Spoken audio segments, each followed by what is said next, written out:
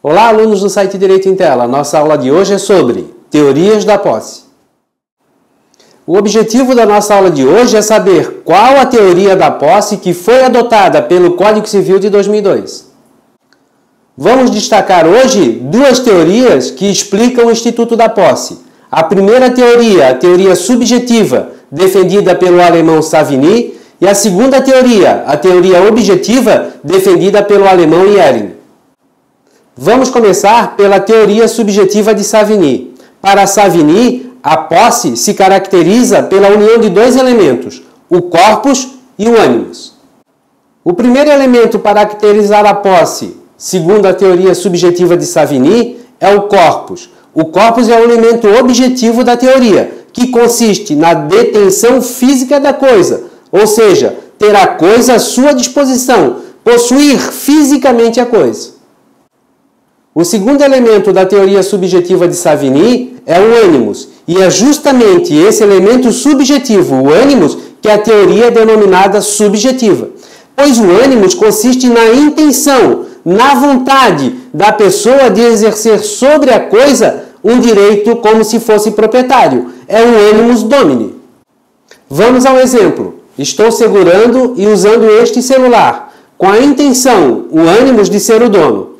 Para a teoria subjetiva de Savigny, eu serei considerado possuidor, pois possuo os dois elementos da posse. Possuo o corpus, deter a coisa em minhas mãos, e também possuo o animus, ou seja, a intenção, a vontade de ser o dono do celular. E qual foi a crítica que a teoria subjetiva de Savigny recebeu? Vamos imaginar um locatário, alguém que aluga uma casa, um imóvel residencial.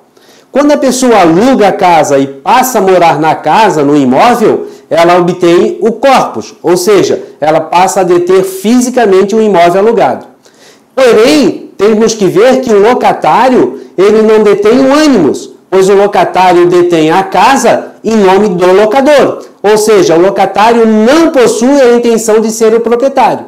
E nesse caso, para a teoria subjetiva de Savigny, o locatário não seria considerado possuidor. Agora, vamos ver a teoria objetiva de Jhering. Para a teoria objetiva, a posse possui um único elemento, que é o corpus. Mas preste bem atenção, corpus para Jhering não é somente deter a coisa fisicamente, como na teoria subjetiva de Savigny. Então, para Jhering, o único elemento da posse é o corpus, que seria a exteriorização da propriedade. Ou seja, para Jhering, a posse não precisa ter animus domini. Basta a pessoa agir, comportar como dono, ou seja, se comportar como proprietário, para a pessoa ser considerado possuidor. Perceba que a teoria objetiva dispensa o animus para a caracterização da posse, ou seja, não precisa investigar se a pessoa tem a intenção de ser o dono da coisa ou não. Para a teoria objetiva, basta a pessoa agir, basta a pessoa se comportar como se fosse dono, como se fosse proprietário. Vamos ao exemplo. Estou segurando e usando este celular. Olha, agindo como se fosse o proprietário.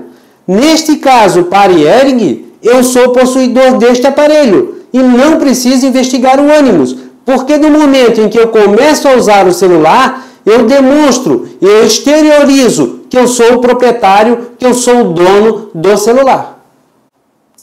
Perceba agora que a crítica que se deu à teoria subjetiva de Savigny se resolve pela teoria de Jhering.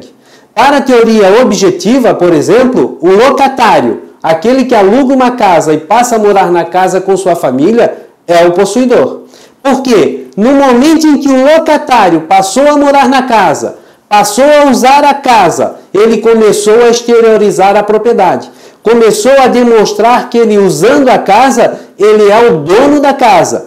Portanto, para a teoria objetiva, se o locatário exterioriza, demonstra ser o dono da casa, ele é considerado possuidor da casa. Vamos ver então um resumo da diferença entre a teoria subjetiva de Savigny e a teoria objetiva de Jhering.